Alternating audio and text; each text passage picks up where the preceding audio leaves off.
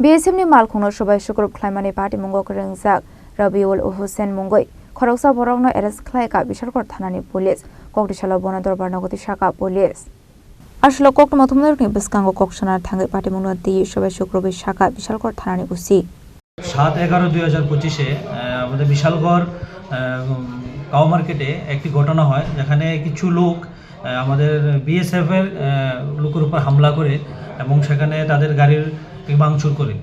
তো ওই ঘটনার পরিপ্রেক্ষিতে আমরা একটা কেস রেজিস্টার করি যার কেস নাম্বার 104/2025। ওই কেস বলে আমরা প্রথমে একজনকে অ্যারেস্ট করেছিলাম, অ্যারেস্ট করে তাকে আমরা আদালতে প্রেরণ করি। তো ওই কেসেই অভিযুক্ত দীর্ঘদিন ধরে সে পলাতক ছিল। তো গতকাল রাত্রে আমরা গোপন সংবাদের ভিত্তিতে আরেকজনকে আটক করি যার নাম রবিউল হোসেন ডাক নাম বলু।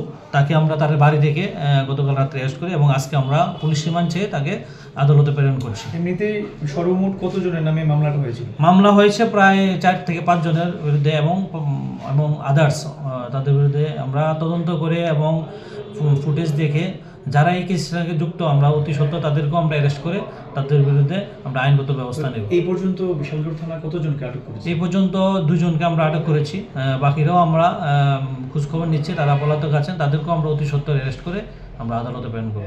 কালকে যাকে অ্যারেস্ট করেছেন মানে পুরো বাড়ি কোথায়? পুরো বাড়ি